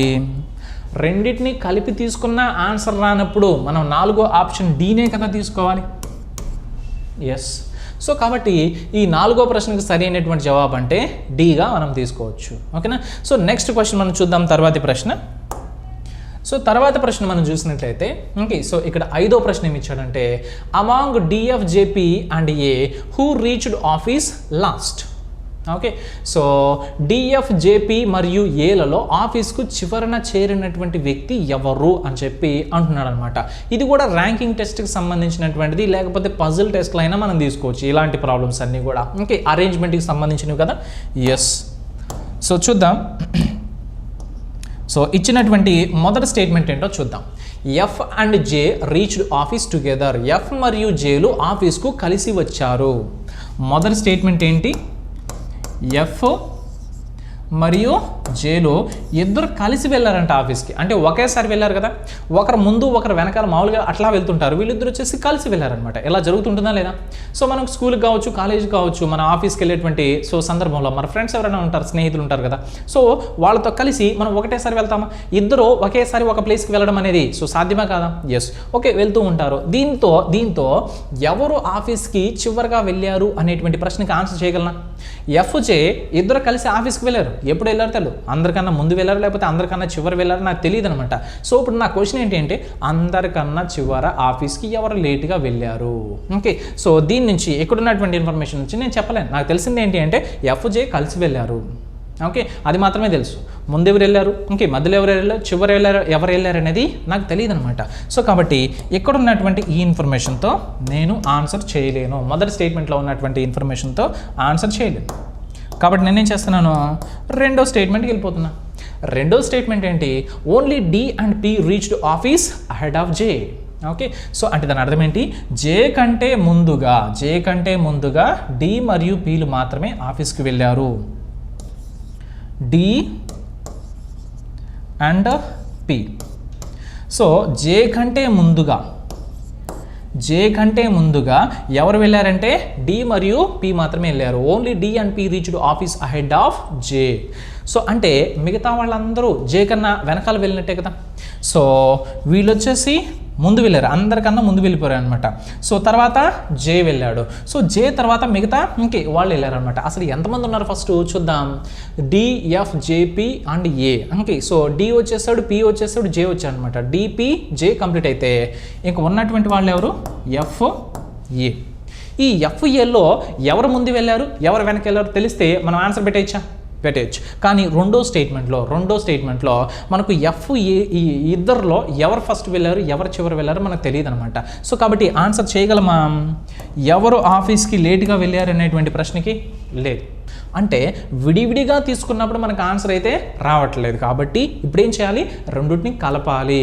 సో కలిపినప్పుడు ఆన్సర్ వస్తే 5వ ఆప్షన్ ఈ అనేటువంటి ఆప్షన్ తీసుకుంటాం. సో కలిపినప్పుడు కూడా ఆన్సర్ రాకపోతే డి 4వ ఆప్షన్ తీసుకుంటాం అనమాట. సో చూద్దాం. ఇక్కడేమి ఇచ్చారంటే ఎఫ్ జే ఇద్దరు కలిసి వెళ్ళారంట. ఎఫ్ జే ఇద్దరు కలిసి వెళ్ళారంట. ఇప్పుడు రెండో దాంట్లో ఏం చెప్తున్నాడంటే డిపి అందరికన్నా ఓకే. సో డిపి వచ్చేసి జే కంటే ముందు వెళ్ళారు, జే తర్వాత ఎఫ్ఏలు వచ్చారనమాట. ఇప్పుడు ఈ రెండింటిని కలిపామంటే సో ఫైనల్గా ఏం చెప్పొచ్చు అంటే అందరికంటే ముందుగా డిపి, వీళ్ళిద్దరిలో ఎవరు ఫస్ట్ వెళ్ళారో తెలియదు, వాళ్ళిద్దరు కలిసి వెళ్ళారు, ఒకటేసారి వెళ్ళి ఉంటారనమాట. సో తర్వాత ఎవరు వెళ్ళారు, జే వెళ్ళారనమాట. ఓకే, సో జే వెళ్ళాడు, జే తర్వాత ఎఫ్ఏ వెళ్ళి ఉన్నారనమాట. సో ఎఫ్ఏలో ముందు ఎవరు వెళ్ళారంటే మొదటి స్టేట్మెంట్ చూడండి, ఎఫ్ జే ఇద్దరు కలిసి వెళ్ళారనమాట. సో ఇప్పుడు జే అనేటువంటి వ్యక్తితో పాటు ఎఫ్ వెళ్ళిపోయాడు, జే అనేటువంటి వ్యక్తితో పాటు ఎఫ్ వెళ్ళిపోయాడు అనమాట. ఇప్పుడు మిగిలిపోయింది ఎవరు, ఏ అనేటువంటి వ్యక్తే కదా, అంటే చివరి ఎవరు అయి ఉండాలి ఖచ్చితంగా. సో జే అనేటువంటి వ్యక్తి ఖచ్చితంగా ఏ కన్నా ముందు వెళ్ళి ఉన్నాడు అనమాట. ఓకే, ఎందుకు అంటే డి మరియు పి కన్నా కొంచెం లేట్గా ఎవరు వెళ్ళారంటే జే మాత్రమే అనమాట. ఓకే, సో డిపి అందరికన్నా ఫస్ట్ వెళ్తే తర్వాత ఎవరు వెళ్ళాలంటే ఆఫీస్కి జే వెళ్ళాడు. సో తర్వాత జేతో పాటు ఎఫ్ వచ్చాడు. ఓకే, జేతో పాటు ఎఫ్ వచ్చాడు అన్నట్టు స్టేట్మెంట్ నెంబర్ 1 చెప్పిందనమాట. స్టేట్మెంట్ నెంబర్ 2లో జే తర్వాత ఖచ్చితంగా ఎఫ్ ఏ ఉండాలి, కానీ స్టేట్మెంట్ నెంబర్ 1 నుంచి మనకేం తెలుసు అంటే జేఎఫ్ ఇద్దరు కూడా ఒకటేసారి వెళ్ళారు కాబట్టి ఖచ్చితంగా మిగిలిపోయింది ఎవరు, ఏ అనేటువంటి వ్యక్తి మాత్రమే. ఓకే, సో అంటే చివరిగా వెళ్ళింది ఇప్పుడు ఏ. ఓకే, ఆన్సర్ వస్తుందా లేదా, ఎస్. ఫస్ట్ ఆఫీస్కి ఎవరు వెళ్ళారు అంటే డిపి, వీళ్ళిద్దరు వెళ్ళారు. సో వీళ్ళిద్దరు వెళ్ళారు, తర్వాత చివరిగా ఆఫీస్కి ఎవరు వెళ్ళారంటే ఏ వెళ్ళాడు. సో ఆన్సర్ అయితే మనం ఎప్పుడు చెప్పగలుగుతున్నాము, రెండింటిని ఓకే విడివిడిగా తీసుకున్నప్పుడా లేకపోతే రెండింటిని కలిపి తీసుకున్నప్పుడా, రెండింటిని కలిపి తీసుకున్నప్పుడు ఆన్సర్ వస్తుంది. కాబట్టి మన ఆన్సర్ ఏమవ్వాలి, ఈ అవ్వాలి. అదే రెండింటిని కలిపినప్పుడు కూడా మన ఆన్సర్ కనుక రాకపోతే అప్పుడు ఆన్సర్ ఏమవుతుంది, 4వ ఆప్షన్ డి అవుతుంది. ఓకేనా. సో కాబట్టి ఈ ప్రశ్నకి జవాబు అంటే మనం ఈ అనేది తీసుకోవచ్చు. ఓకేనా. సో నెక్స్ట్ క్వశ్చన్ మనం చూద్దాం, తర్వాతి ప్రశ్న. సో తర్వాత ప్రశ్న మనం చూసినట్లయితే what is the colour of the fresh grass అని చెప్పి అంటున్నాడు అనమాట. సో చూడండి, ఇది వచ్చేసి కోడింగ్ డికోడింగ్కి సంబంధించింది, ఇందాక వచ్చేసి అరేంజ్మెంట్కి సంబంధించి అనమాట. అంటే సో మనకు ర్యాంకింగ్ టెస్ట్కి సంబంధించి తీసుకోవచ్చు, లేకపోతే పజిల్ టెస్ట్కి సంబంధించి తీసుకోవచ్చు అనమాట. చిన్న question, what is the colour of the fresh grass అంటే తాజా గడ్డి యొక్క రంగు ఏంటి. సో తాజా గడ్డి యొక్క రంగు ఏంటి మనకు తెలుసు, కానీ ఆ ఆన్సర్ మనం చెప్పకూడదు. ఓకే, సో ఇక్కడ ఉన్నటువంటి మొదటి స్టేట్మెంట్ రెండో స్టేట్మెంట్తో సో తెప్పించాలన్నమాట. ఆన్సరు ఈ రెండింటి నుంచి తీసుకురావాలి. సో పచ్చగడ్డి రంగు అంటే ఓకే, సో గ్రీన్ కలర్ మనకు వస్తే సరిపోద్ది అనమాట. సో మనకు వస్తే ఈ ఆప్షన్ తీసుకోవాలి కదా. ఓకే, ఆప్షన్ తీసుకోలేము, ఈ 2 ప్రకటనల నుంచి మనం తీసుకురావాలి. ఓకే, సో పచ్చగడ్డి యొక్క రంగు ఏమిటి అంటే సో గ్రీన్ అనమాట. ఓకే, సో అంటే పచ్చ రంగు కదా, ఓ పచ్చ రంగు అనేటువంటి దానికి ఇక్కడ ఎక్కడ ఉందో మనం చూడాలన్నమాట. ఓకే, సో చూడండి, blue is called green, red is called orange, orange is called yellow. So ఇక్కడ ఏమంటున్నాడంటే బ్లూ అనేటువంటి రంగుని ఓకే సో గ్రీన్ అని చెప్పి పిలుస్తాను అనమాట. ఫ్రెష్ గ్రాస్ యొక్క కలర్ ఏంటి, గ్రీన్ అంటాం, ఇంగ్లీష్లో అయితే గ్రీన్ అంటాము, తెలుగులో అయితే ఆకుపచ్చ. ఓకే, సో అని చెప్పి అంటాను అనమాట. నీలం రంగును ఆకుపచ్చగా పిలుస్తారు. ఓకే, మనకు కావాల్సింది ఏంటి, ఆకుపచ్చని ఏం పిలుస్తారో తెలిస్తే మన ఆన్సర్ అయిపోతుంది అనమాట. ఓకే, సో కోడింగ్ డికోడింగ్లో ఈ మోడల్ కూడా మనం చూసామా, ఎస్. ఓకే, సో కాబట్టి నీలం రంగును ఆకుపచ్చగా పిలుస్తారు, ఎరుపు రంగును నారింజ రంగుగా పిలుస్తారు, మరియు నారింజను పసుపుగా పిలుస్తారు. సో మరి పచ్చ రంగును ఆకుపచ్చ రంగును ఏమని పిలుస్తారు అనేటువంటి ఇన్ఫర్మేషన్ ఏమైనా ఉందా స్టేట్మెంట్ నెంబర్ 1లో, లేదు. అంటే ఇది పనికిరానటువంటి డేటా, మనకు అవసరం లేనటువంటి డేటా. సో మన టైం వేస్ట్ చేయించడానికి ఇచ్చాడు. రెండోది చూద్దాం, yellow is called white, white is called black, green is called brown. So green is called brown, మనకు కావాల్సింది ఇక్కడ ఉంది చూడండి. సో తాజా గడ్డిని మనం తాజా గడ్డి వచ్చేసి ఏ రంగులో ఉంటుంది, పచ్చ రంగులో ఉంటుంది, గ్రీన్ కలర్లో ఉంటుంది. సో మరి పచ్చ రంగు అంటే ఏంటో మనకు కోడ్ ఉండాలి, లేకపోతే గ్రీన్ అంటే ఏంటో కోడ్ అనేది ఉండాలన్నమాట. సో దానికోసం మనం వెతుక్కోవాలి. Okay, so yellow is called white, white is called black, green is called okay so brown, and brown is called purple. Okay, so కాబట్టి గ్రీన్ని ఏమంటాం ఇక్కడ, ఈ కోడ్ భాష ప్రకారము బ్రౌన్ అనాలి. సో కాబట్టి మనకు ఆన్సర్ వచ్చేసి ఏం చెప్పొచ్చు, బ్రౌన్ అని చెప్పొచ్చు అనమాట. ఓకే, సో కానీ ఆన్సర్ అవసరమా ఇక్కడ, అవసరం లేదు. ఆన్సర్ వస్తుందా లేదా, వస్తుంది. దేంతో వస్తుంది, రెండో ప్రకటనతో వస్తుంది అనమాట. తెలుగులో చూడండి, పసుపును తెలుపుగా పిలుస్తారు, తెలుపును నలుపుగా పిలుస్తారు, ఆకుపచ్చను గోధుమ రంగుగా పిలుస్తారు. సో ఇక్కడ తాజా గడ్డి యొక్క రంగు ఏమిటి అంటే పచ్చ, కానీ పచ్చని ఎలా పిలుస్తారు అనేది కదా మనకు కావాలి. కోడ్ ఇండిగోడిలో ఉన్నటువంటి ఈ మోడల్ క్వశ్చన్ ప్రకారం. సో పచ్చగడ్డిని ఏమంటామంటే ఆకుపచ్చ రంగు ఉంటుంది, ఆకుపచ్చ రంగుని గోధుమ రంగు అని చెప్పి పిలవాలి, కాబట్టి మన ఆన్సరు గోధుమ రంగు అవుతుందన్నమాట. సో మామూలుగా అయితే కోడ్ ఇండిగోడి చాప్టర్లో, కానీ ఇక్కడ ఏ స్టేట్మెంట్తో మనకు ఆన్సర్ వచ్చింది, రెండో స్టేట్మెంట్తో ఆన్సర్ వచ్చింది. ఓకేనా? సో కాబట్టి మన క్వశ్చన్కి ఆన్సర్ ఏమవుతుంది, ఏ ఆప్షన్ తీసుకోవాలి, రెండో స్టేట్మెంట్తో మాత్రమే ఆన్సర్ వస్తుంది, మొదటి స్టేట్మెంట్తో ఆన్సర్ రావట్లేదు, కాబట్టి మనం ఆప్షన్ బిని తీసుకోవాలి. సో ఆప్షన్ బినే కదా, ఎస్. సో కాబట్టి 6వ ప్రశ్నకి సరైనటువంటి జవాబు అంటే బిని మనం తీసుకుంటాం. సో నెక్స్ట్ క్వశ్చన్ మనం చూద్దాం, తర్వాతి ప్రశ్న. సో తర్వాత ప్రశ్న మనం చూసినట్లయితే, what does NIP stand for in a code language? ఒక నిర్దిష్ట కోడ్ భాషలో NIP యొక్క అర్థం ఏంటి అని చెప్పి అడుగుతున్నాడు అనమాట. సో ఇది కూడా కోడింగ్ డీకోడింగ్ అనేటువంటి చాప్టర్లో మనకు ఒక మోడల్ కదా, ఎస్. అంటే కోడ్ ఇచ్చేసాడు, ఆ కోడ్కి ఏ పదం అయి ఉంటుంది, వర్తిస్తుంది అని చెప్పి అడుగుతున్నాడు అనమాట. సో ఇలాంటి మోడల్లో మన ఆన్సర్ పెట్టాలంటే ఏంటి, సో ఈ NIP అనేదైనా రిపీట్ అయి ఉండాలి ఇంక ఇచ్చినటువంటి 2 స్టేట్మెంట్స్లో, లేకపోతే NIP ఏదైతే వాక్యంలో ఉంటుందో మిగతా కోడ్లైనా మనకు తెలిసి ఉండాలన్నమాట. ఓకే, సో చూద్దాం. So that is very beautiful is written as SE NIP SRE NUM.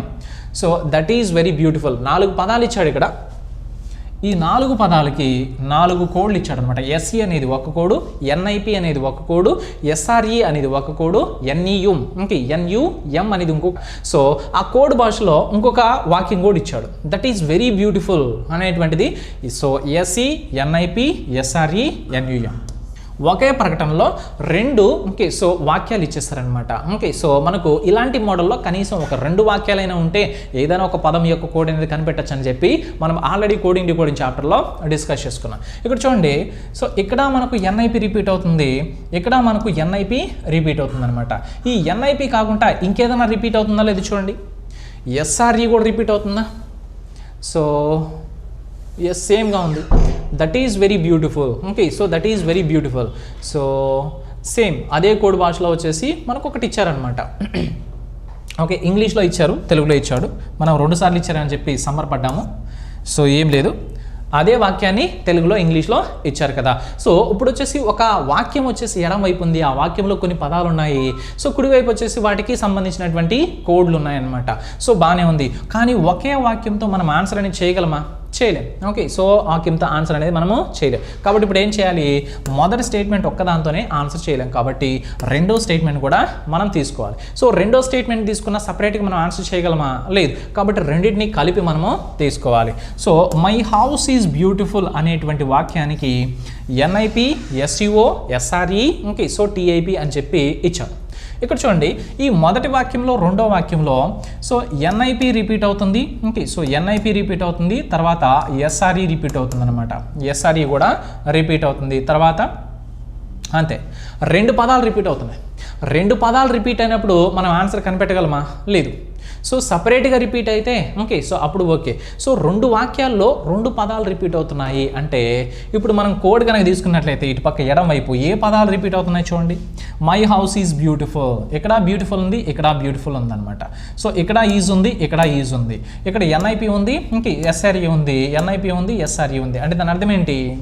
So NIP అనేటువంటి పదానికి సో ఆ కోడ్కి పదం ఏంటి అంటే అయితే ఈజ్ అయినా రావచ్చు లేదా బ్యూటిఫుల్ అయినా రావచ్చు. 2 కోడ్లు రిపీట్ అవుతున్నాయి, 2 పదాలు రిపీట్ అవుతున్నాయి అంటే పలానా కోడ్కి ఏ పదము అంటే మనం చెప్పలేం.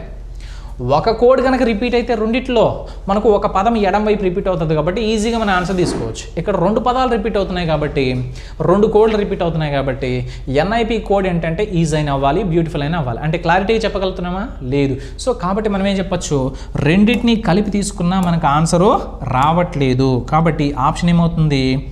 సో డి అనేటువంటి ఆప్షన్ అనమాట. రెండింటిని విడివిడిగా తీసుకున్న ఆన్సర్ రాలేదు, రెండింటిని కలిపి తీసుకున్న మనకు ఆన్సర్ రాలేదు, కాబట్టి ఖచ్చితంగా డి అనేటువంటి ఆప్షన్ని ఇక్కడ తీసుకోవాలి. ఓకేనా? సో నెక్స్ట్ క్వశ్చన్ మనం చూద్దాం, తర్వాతి ప్రశ్న. సో తర్వాత ప్రశ్న మనం చూసినట్లయితే సో 8వ ప్రశ్న, in a certain code NOPALED means they like flowers. Which code word means flowers? అంటే ఫ్లవర్ అనేటువంటి పదానికి కోడ్ ఏమొస్తుంది అని చెప్పి అడుగుతున్నాడు అనమాట. సో ఇక్కడ మనకు క్వశ్చన్లో వచ్చేసి ఒక వాక్యం ఇచ్చాడు, తర్వాత ఇక్కడ వచ్చేసి మనకు 2 స్టేట్మెంట్స్ ఉన్నాయి కదా, ప్రకటనలో కూడా కొన్ని వాక్యాలు ఇచ్చాడు అనమాట. అనమాట. సో కాబట్టి ఇప్పుడు మనకు క్వశ్చన్లో ఉన్నటువంటి వాక్యాన్ని కూడా మనం తీసుకోవాలి. సో క్వశ్చన్లో ఉన్నటువంటి వాక్యం కనుక తీసుకున్నామంటే ఓకే, మనం కనిపెట్టాల్సినటువంటి కోడ్ యొక్క పదం ఏంటి? ఫ్లవర్స్ అనేటువంటి పదం యొక్క కోడ్ కనిపెట్టాలి. ఫ్లవర్ అనేటువంటి పదం ఎక్కడుందో చూద్దాం. సో ఇక్కడ ఫ్లవర్ ఉందన్నమాట. ఓకే, ఇది ఒక వాక్యం తీసుకుందాం. సో ఫ్లవర్ యొక్క కోడ్ ఈ మూడిట్లో ఏదో ఒకటి అయి ఉండాలి. కానీ ఒకే ఒక వాక్యంతో మనం ఆన్సర్ అయితే చెప్పలేం కాబట్టి మనం మొదటి వాక్యం యొక్క మొదటి ప్రకటన యొక్క సో సహాయాన్ని తీసుకుందాం. మొదటి ప్రకటన కనుక తీసుకున్నట్లయితే ఇక్కడ ఏమి ఇచ్చాడంటే ఓకే, సో IDNIM NOP అనగా దే ఆర్ ఇన్నోసెంట్ అని చెప్పి అంటున్నాడు అనమాట. So they are innocent. Okay, so they are innocent అన్నాడు. ఓకే, బాగానే ఉంది. ఈ రెండింటిని కనుక తీసుకుంటే ఈ వాక్యాన్ని కనుక తీసుకున్నట్లయితే మనకు ఏ పదాలు రిపీట్ అవుతున్నాయి చూడండి. సో అక్కడ దే లైక్ ఫ్లవర్స్ ఉంది, ఇక్కడ దే ఆర్ ఇన్నోసెంట్ ఉందన్నమాట. సో కాబట్టి దే అనేటువంటి పదానికి మాత్రమే మనం కోడ్ కనిపెట్టగలం. కుడివైపు ఒక పదం రిపీట్ అవుతుంది కాబట్టి ఎడమ వైపు ఒక కోడ్ అనేది రిపీట్ అవుతూ ఉండొచ్చు. మనం కనిపెట్టాల్సింది ఏంటి? ఫ్లవర్స్ అనేటువంటి పదానికి మనం కనిపెట్టాలి కాబట్టి ఈ రెండు వాక్యాలతో ఫ్లవర్స్ అనేటువంటి పదం యొక్క రిపిటేషన్ అనేది జరుగుతుందా? లేదు. సో ఫ్లవర్ యొక్క రిపిటేషన్ జరగకపోయినా పర్వాలేదు. లైక్ అంటే ఏంటో, దే అంటే ఏంటో ఓకే, సో మనకు పదాలు వచ్చేసినా చాలు కదా. మిగిలిన పదము, మిగిలిన కోడ్ని మనం ఆన్సర్గా తీసుకోవచ్చా? ఎస్. సో కానీ ఇక్కడ వచ్చేసి మనకు లైక్ అనేటువంటి పదం యొక్క కోడ్ వచ్చే ఛాన్స్ లేదు కాబట్టి మనం ఆన్సర్ అనేది పెట్టలేం. ఎప్పుడు? సో మొదటి వాక్యం మాత్రమే తీసుకున్నప్పుడు. సో ఇప్పుడు నేనేం చేస్తానంటే రెండో వాక్యాన్ని సపరేట్గా తీసుకుంటాను. సో మొదటి వాక్యంలో ఏమన్నా ఈ క్వశ్చన్లో ఉన్నది ఓకే, సో ఇదనమాట దే లైక్ ఫ్లవర్స్ అనేటువంటి వాక్యానికి కోడ్స్ ఉన్నాయి. సో ఇప్పుడు రెండో వాక్యం తీసుకుంటే రెండో వాక్యంలో ఏముంది? We like roses. ఈ రెండు కనుక తీసుకున్నట్లయితే కేవలం ఈ రెండు మాత్రమే చూడండి. సో ఇక్కడ ప్రశ్నలో ఇచ్చినటువంటి వాక్యము రెండో ప్రకటనలో ఉన్నటువంటి వాక్యము. సో కామన్గా ఏముంది? వీ లైక్ అనేటువంటి పదానికి మాత్రమే మనకు సో కోడ్ అనేది కనిపెట్టగలం. ఎందుకంటే అది మాత్రమే కదా రిపీట్ అవుతుంది రెండు వాక్యాల్లో. సో ఫ్లవర్స్ అంటే మనకు తెలియదు, దే అంటే కూడా తెలియదు అనమాట. ఓకే, విడివిడిగా తీసుకున్నప్పుడు ఆన్సర్ రావట్లేదు కాబట్టి నేను మొదటి ప్రకటన రెండో ప్రకటనకి తీసుకుంటాను, తర్వాత క్వశ్చన్లో ఇచ్చినటువంటి ఆ వాక్యాన్ని కూడా తీసుకుంటాను. మొత్తం కలుపుతున్నాను అనమాట. మొత్తాన్ని కలిపినప్పుడు మనకు ఆన్సర్ అనేది వస్తుందా లేదా చూద్దాం. సో దే అనేది ఈ వాక్యం కలిపినప్పుడు దే అనేటువంటి పదానికి కోడ్ వచ్చేస్తుంది. ఓకేనా. సో తర్వాత వచ్చేసి ఈ రెండో ప్రకటనలో ఉన్నటువంటి ఇన్ఫర్మేషన్ కూడా కలిపామనుకోండి, అప్పుడు మనకు ఓకే, సో లైక్ అనేటువంటి పదానికి కోడ్ వచ్చేస్తుంది అనమాట. లైక్ అనేటువంటి పదానికి కూడా కోడ్ వచ్చేస్తుంది. ఇప్పుడు ఈ మెయిన్గా క్వశ్చన్లో ఇచ్చినటువంటి వాక్యంలో దే అనేటువంటి పదానికి కోడ్ వస్తుంది, లైక్ అనేటువంటి పదానికి కూడా కోడ్ వస్తుంది కాబట్టి ఫ్లవర్స్ అనేటువంటిది మిగిలిపోతుంది కదా. మిగిలినటువంటి పదానికి మిగిలినటువంటి కోడ్ ఆన్సర్ అయిపోతుందా లేదా? ఆన్సర్ ఏంటి అని కనిపెట్టాల్సిన అవసరమే లేదు. సో దే అనే పదానికి కోడ్ కనిపెట్టడానికి అవకాశం ఉంది, లైక్ కనిపెట్టడానికి అవకాశం ఉంది. కాబట్టి ఆ రెండు ఎగిరిపోయిందంటే మిగతా పదము మిగతా కోడ్ ఒకదానికొకటి పరస్పరము సో వర్తించాలా లేదా? ఎస్. కాబట్టి ఫ్లవర్స్ అనేటువంటి పదానికి ఆన్సర్ చేయొచ్చా లేదా? ఎస్. ఎప్పుడు చేయొచ్చు?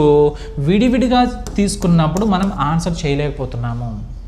క్వశ్చన్లో ఉన్నటువంటి వాక్యాన్ని తర్వాత ఒకటో ప్రకటన తీసుకున్నప్పుడు ఆన్సర్ చేయలేకపోయాము. క్వశ్చన్లో ఉన్నటువంటి వాక్యాన్ని ఈ రెండో స్టేట్మెంట్లో ఉన్నటువంటి ఓకే, సో వాక్యాన్ని విడివిడిగా తీసుకున్నప్పుడు మనం ఆన్సర్ చేయలేకపోయాం. ఇప్పుడు మొత్తం కలిపి తీసుకున్నప్పుడు మాత్రం ఆన్సర్ చేయగలుగుతున్నాం. దే అనే పదానికి మనకు కోడ్ వస్తుంది, లైక్ అనేటువంటి పదానికి కోడ్ వచ్చేస్తుంది కాబట్టి ఇంక ఒక పదం మిగులుతుంది, ఒక కోడ్ మిగులుతుంది కాబట్టి ఎడం వైపు దానికి ఆన్సర్ అనేది మనం కనిపెట్టచ్చు. అంటే రెండు కలిపినప్పుడు మాత్రమే కదా. ఎస్. సో కాబట్టి మన ఆన్సర్ ఏమవ్వాలి? ఈ అనేటువంటి ఆప్షనే మనకు అవ్వాలి. ఓకేనా. సో రెండింటిని కలిపినప్పుడు ఆన్సర్ వస్తుంది కాబట్టి ఖచ్చితంగా నాలుగో ఆప్షన్ అయితే కాదు, మనకు ఐదో ఆప్షన్ అయిపోతుంది అనమాట, ఈ అనేటువంటి ఆప్షన్. సో నెక్స్ట్ క్వశ్చన్ మనం చూద్దాం. తర్వాతి ప్రశ్న మనం చూస్తే what is the code for sky in the code language? Sky అనేటువంటి పదం యొక్క కోడ్ ఏంటి అని చెప్పి అడుగుతున్నాడు. సో స్కై అనేటువంటి పదం యొక్క ఓకే, సో సూచించు కోడ్ పదం కావాలి. రైట్. మొదటి వాక్యం తీసుకుంటే మొదటి ప్రకటన ఒకే ఒక్క వాక్యం ఉంది కాబట్టి ఒక్క వాక్యంతో ఆన్సర్ ఎప్పుడు కూడా రాదు. ఈ మోడల్లో కోడింగ్ సంబంధించినటువంటి ఈ మోడల్లో మనకు ఒక్క వాక్యంతో ఆన్సర్ రాదు కాబట్టి మొదటి ప్రకటనతో మనకు ఆన్సర్ రాదు, రెండో ప్రకటనతో కూడా ఆన్సర్ రాదు సపరేట్గా చూసినప్పుడు. కాబట్టి మనం ఏం చేయాలి? ఈ రెండింటిని కలిపి చూడాలన్నమాట. ఇప్పుడు ఈ రెండింటిని కలుపుదాం. Sky is clear. So D రా FA. ఓకే. సో తర్వాత మనకు వచ్చేసి ఇక్కడ స్కై అనే పదం బాగానే ఉంది. సో ఇక్కడ రెండోది కానీ చూసాను అనుకోండి, మేక్ ఇట్ క్లియర్. సో డీగా జో. సో ఈ రెండింటిని కనుక చూస్తామంటే స్కై అనేటువంటి పదం అయినా రిపీట్ అయి ఉండాలి ఈ రెండిట్లో, లేకపోతే స్కై అనేటువంటి పదం యొక్క కోడ్ తెలియాలంటే ఈజు క్లియర్ అనేటువంటి పదాల యొక్క కోడ్ అయినా తెలియాలి. సో చూడండి, ఈజు క్లియర్ అనేటువంటి పదాలు రిపీట్ అయినాయా? లేదు, క్లియర్ అనేది మాత్రమే రిపీట్ అవుతుంది. ఓకే, సో స్కై అనేది కూడా రిపీట్ కావట్లేదు అనమాట. అంటే క్లియర్ అనేటువంటి పదం యొక్క కోడ్ మాత్రమే కనిపెట్టచ్చు, కానీ ఈ రెండు వాక్యాల నుంచి ఈజ్ అనేటువంటి పదం యొక్క కోడ్ కనిపెట్టలేము, ఇట్ అనేటువంటి పదం యొక్క కోడ్ కానీ స్కై, ఓకే, మేక్ అనేటువంటి పదం యొక్క కోడ్ కూడా మనం కనిపెట్టలేము. సో కాబట్టి రెండింటిని కలిపినా మనకి ఇక్కడ ఆన్సర్ రావట్లేదు, కాబట్టి మన ఆన్సర్ ఏమవుతుంది? ఖచ్చితంగా డి అయిపోతుంది. ఓకేనా? సో ఈ ప్రశ్నకు ఆన్సర్ అయితే డి అవుతుంది అనమాట. ఎందుకంటే రెండింటిని కలిపినా కానీ స్కై అనేటువంటి పదం యొక్క కోడ్ మనం కనిపెట్టలేకపోతున్నాము. సో నెక్స్ట్ క్వశ్చన్ మనం చూద్దాం, తర్వాతి ప్రశ్న. సో తర్వాత ప్రశ్న మనం చూసినట్లయితే which word in the code language means flower? ఒక నిర్దిష్ట కోడ్ భాషలో ఫ్లవర్ను సూచించు కోడ్ పదము ఏంటి అని చెప్పి అంటున్నాడు అనమాట. సో చూద్దాం ఇక్కడ. సో ఫ్లవర్ అనేటువంటి పదానికి కోడ్ కనిపెట్టాలి కదా. మొదటి స్టేట్మెంట్ సపరేట్గా తీసుకుంటే మనకు ఆన్సర్ వస్తుందా లేదు చూడండి. ఒకే ఒకటి ఇచ్చాడా? సో ఒక రెండు వాక్యాలు ఇచ్చాడు అనమాట. ఓకే, సో చూద్దాం. సో కోడ్లు పదాలు, సో తర్వాత వచ్చేసి కోడు పదం అనమాట. రైట్.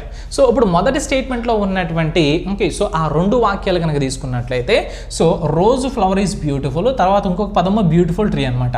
ఈ రెండిట్లో మనకు కామన్గా ఉన్నది ఏంటి? బ్యూటిఫుల్ అనేటువంటి పదం యొక్క కోడ్ మాత్రమే వస్తుంది, ఎందుకంటే బ్యూటిఫుల్ అనేది మాత్రమే రిపీట్ అవుతుంది కాబట్టి. సో బ్యూటిఫుల్ యొక్క కోడ్ తెలిసిపోతుంది. మనకు కావాల్సింది ఏంటి? ఫ్లవర్ యొక్క కోడ్. ఫ్లవర్ యొక్క కోడ్ కావాలి అంటే రోజు యొక్క కోడ్, ఈజ్ యొక్క కోడ్ కూడా కనిపెట్టాలి. అంటే రోజు రిపీట్ అయి ఉండాలి, ఈజ్ కూడా రిపీట్ అయి ఉండాలి. అంటే ఒకటో స్టేట్మెంట్తో, ఒకటో ప్రకటనతో మన ఆన్సర్ రావడం అనేది కుదరదు. రెండోది కనుక చూస్తే ఇక్కడ ఒకటి ఇచ్చేస్తారనమాట. సో ఇదొక పదము, రెడ్ రోజ్ ఫ్లవర్ అన్నాడు. ఓకే, తర్వాత పిహెచ్ఇన్ అనగా రెడ్ టీ అని చెప్పి అన్నాడు. సో ఈ రెండిట్లో రెడ్ రోజు, ఓకే, సో రెడ్ రోజు ఫ్లవర్ అని చెప్పి మొదటి వాక్యంలో ఉంది, రెండో ప్రకటనకు సంబంధించి. తర్వాత వచ్చేసి రెడ్ టీ అని మాత్రమే ఉందన్నమాట. ఇక్కడ రిపీట్ అవుతుంది ఏంటి?